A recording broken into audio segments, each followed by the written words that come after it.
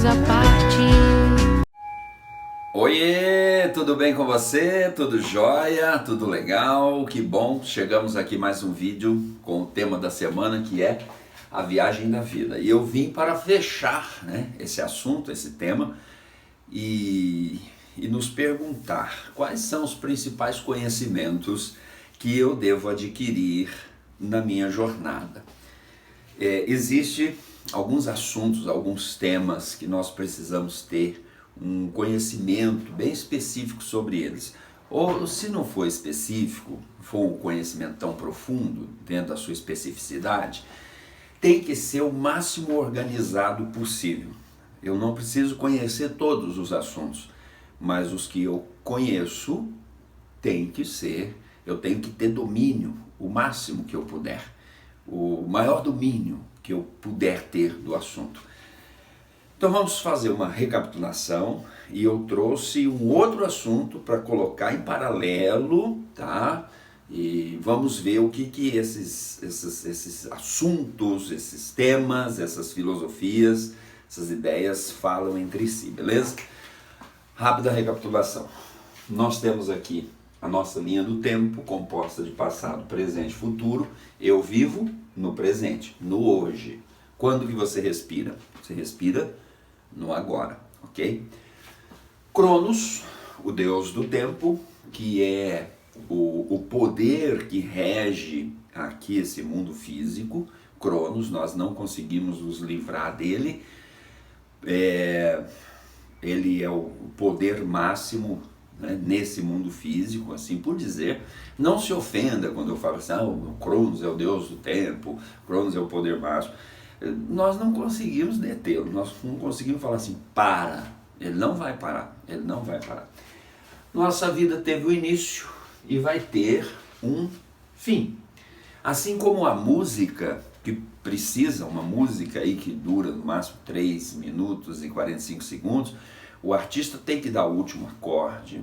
Assim como um filme, imagina você vai para o cinema e aquele filme é muito legal, mas ele não acaba nunca. Você vai falar assim, meu Deus, eu tenho que ir embora, esse aqui não acaba nunca.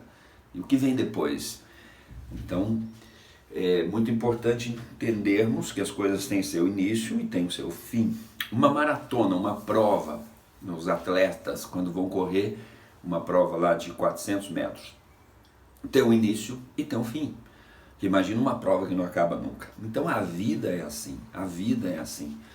Ela tem um início e tem um fim, tá bom? Seja bem-vindo. Aqui nós temos plano físico, plano mental e plano espiritual. O que eu trouxe aqui? Eu trouxe um alinhamento neurológico dentro do conceito da PNL, que nós trabalhamos, que eu trabalho, uso muito isso. Eu trouxe aqui o tabernáculo de Moisés, eu trouxe aqui o caduceu de Hermes ou de Mercúrio, e eu trouxe a crucificação de Jesus, uma doutrina cristã, sobre o sacrifício de Jesus. Vamos ver o que eles têm a falar entre si. É desafiador, não é? Sim, é desafiador. Mas quando você, como eu disse no início, quando você conhece um assunto, conheça o suficiente desse assunto, tá? Não precisa conhecer tudo, tá? Mas conheça o suficiente. Conheça o suficiente para que você viva uma vida mais tranquila. Esses conceitos, essas ideias, esse aprendizado durante a sua vida vai te encher de ferramentas, capacidades e habilidades para a resolução de conflitos físicos, conflitos mentais, inclusive, e questões espirituais.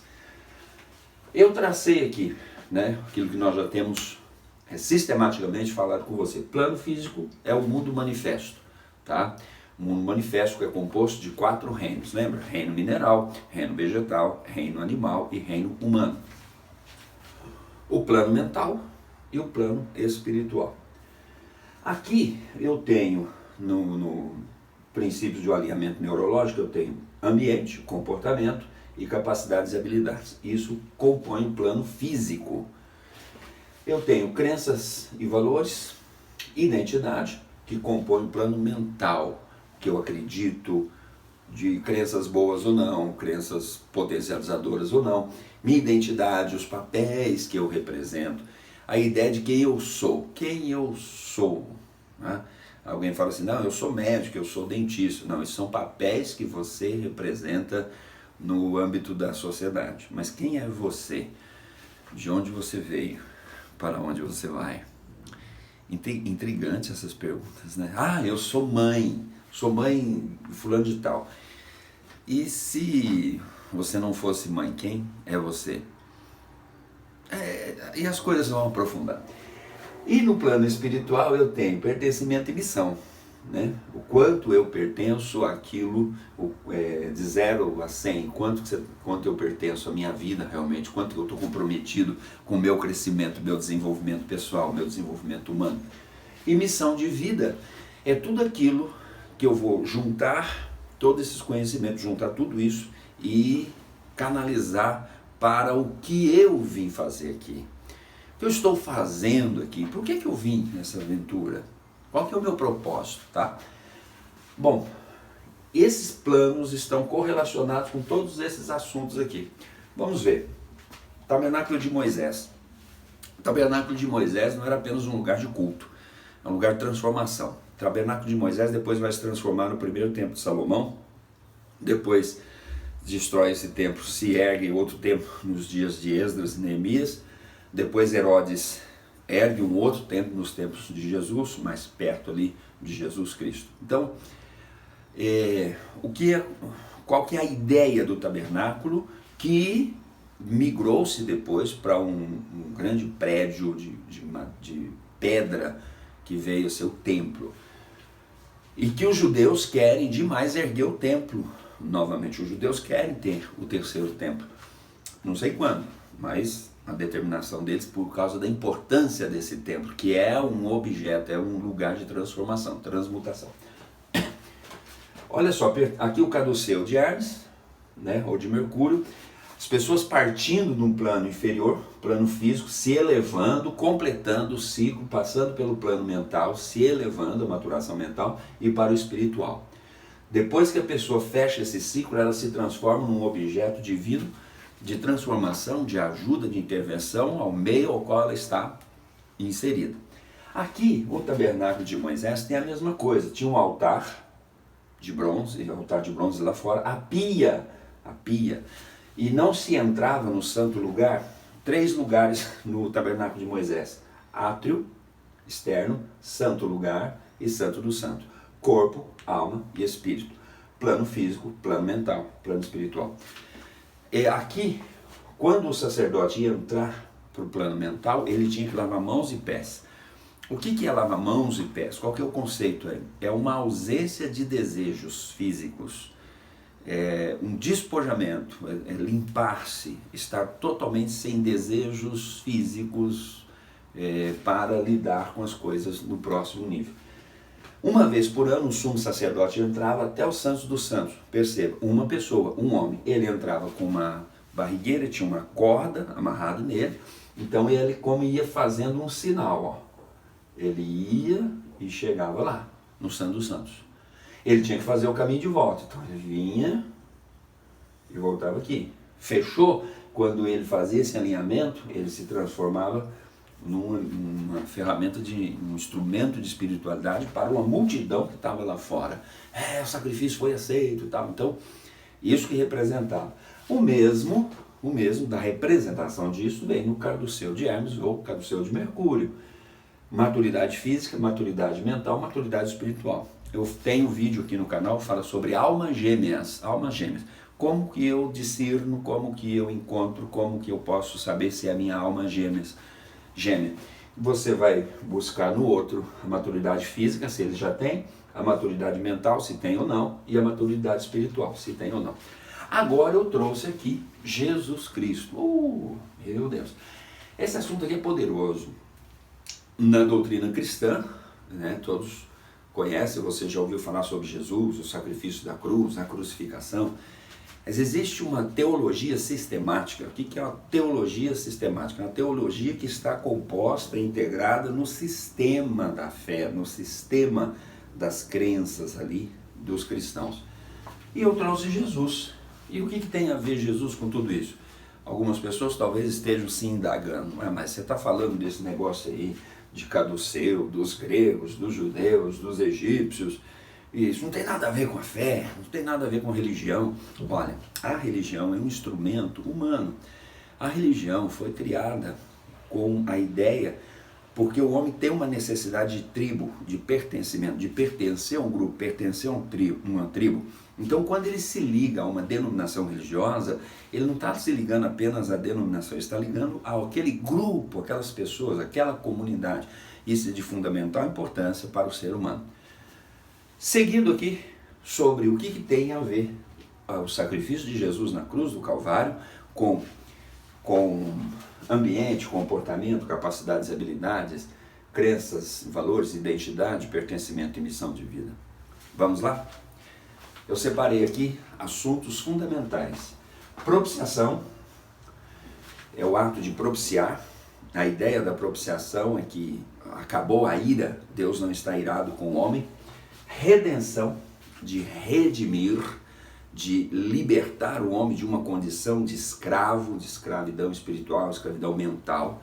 No Ágora, que era o mercado de escravos, até tem uns vídeos aqui específicos desses temas aqui no canal, assista-os. E eu te convido, como são aulas, eu quero que você pegue a Bíblia e pegue um caderno para fazer suas anotações. Morte substitutiva, né? Morte substitutiva, a ideia de que ele morreu por mim, eu agora vou ter uma experienciação de uma nova vida. Então, todos esses três aqui estão no âmbito do corpo, para a experienciação sensorial do corpo. Não tem uma ira, então eu tenho aquela tranquilidade. Eu fui resgatado, eu sou livre, então eu percebo a minha liberdade, ando livremente. E morte substitutiva, alguém já fez um sacrifício, morreu por mim, então eu não preciso temer a morte. Termina-se aí o medo da morte, porque segundo a doutrina cristã, Jesus ressuscitou vencendo a morte. Depois, partindo mais para o plano mental, que é o campo da alma, vem a reconciliação e a justificação. Está ligada com crenças e valores e identidade. O que é a reconciliação? Também tem no canal. A reconciliação é a ideia de duas pessoas que estavam em inimizade e elas acabaram voltando a uma comunhão, né? Voltando a um relacionamento. Porém, vou pegar os meus amigos aqui, duas pessoas que em um determinado momento estavam brigadas, uma virou as costas para a outra. Esse aqui é Deus, Deus nunca virou as costas para a humanidade, mas o homem, por causa da sua decisão, ele resolve virar as costas e se afastar. Mas tem um momento que ele vira e volta para a reconciliação. Então, a reconciliação está no campo da crenças e valores. Quando eu entendo que eu estou reconciliado com Deus, então não tem mais separação, não tenho motivo para viver distante dele. Justificação. Justificados, pois, mediante a fé, temos paz com Deus. A justificação, ela está no âmbito da identidade, porque quem eu sou agora? A partir do momento que eu segui a doutrina cristã, que eu recebi Jesus, como dizem, como meu Senhor e Salvador, a justificação vem tratar, fala assim, olha, você é justificado, você foi declarado justo e Deus nunca mais vai jogar a condenação sobre você. Então você tem paz com Deus. E isso está na ideia da identidade. Quem eu sou? Eu sou alguém que hoje tenho paz com o meu Criador, porque há uma justificação, alguém fez uma justificação. Passando para um nível de cima, para a área do espírito ou plano espiritual, eu aprendo sobre o perdão. Perdão, eu acredito que tem no canal também uma aula dessa, se não tiver eu vou gravar. O perdão significa que há um perdão incondicional para você, que Deus te perdoou em Cristo Jesus, e você pode viver uma vida tranquila, sem acusação, sem medo. E aqui, quando você entende o perdão, você entra já num campo espiritual, você fala, cara, mas que delícia isso, eu posso olhar nos olhos do meu Pai Celestial, do meu Criador. E depois da experienciação do perdão, eu experimento a liberdade. Livre, eu sou livre, eu sou livre. Eu olho para toda a minha história, eu olho para a minha vida e não tem ausência de condenação. O apóstolo Paulo escreveu assim: ainda que o nosso homem exterior se corrompa, o nosso homem interior se renova cada dia.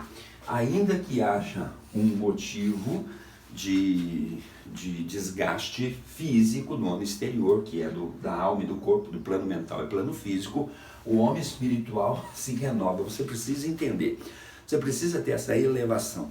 Quando acontece essa elevação, como no caduceu de Hermes, olha, ele passou por esse campo, entendeu, cresce mais um pouquinho, entendeu justificação, reconciliação, entendeu, cresce mais um pouquinho, desfruta do perdão, desfruta da liberdade. Vão acontecer duas coisas: regeneração. Algo vai ser gerado dentro de você, algo novo virá dentro de você. E depois a nova posição, quem eu sou agora. Então perceba que esses assuntos se comunicam entre si. A maior heresia que foi criada para a humanidade é a heresia da separatividade. Isso eu vou falar num outro momento. E quando eu percebo, quando eu chego aqui, nesse ápice, eu entendo que eu cresci, eu faço o caminho de volta. Ou então eu me transformo num instrumento divino para o meio ao qual eu estou inserido. Entendeu? Caiu a ficha? Então não tem motivo de temer.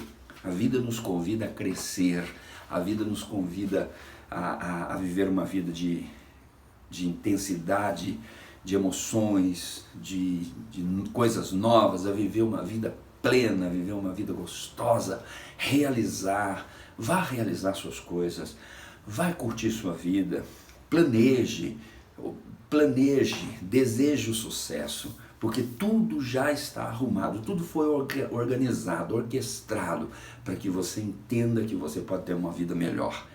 Fazer uma viagem da vida, uma viagem boa, uma viagem gostosa, uma viagem prazerosa. E quando você chegar lá no fim, você vai olhar e falar assim: valeu a pena, valeu cada momento, valeu cada segundo, cada minuto, eu vivi. E quando chegar a hora de você partir desse plano e ir para o outro plano, você vai falar assim: eu vou para viver coisas novas, eu vou para viver novidades. Muito obrigado que você chegou até aqui, esse vídeo. Deus te abençoe. Hoje é sábado, hoje é dia 9, né? 9 de outubro, se eu não me engano. E eu te desejo um ótimo sábado, um ótimo domingo. Semana que vem, novo tema, novo conteúdo e eu espero que possa estar te ajudando. Se inscreva no canal se você não é inscrito, compartilhe esse vídeo com alguém que você acredita, entende ou percebe que esse assunto pode ajudá-lo. Beijo grande, fica com Deus, juízo não faz arte. Tchau.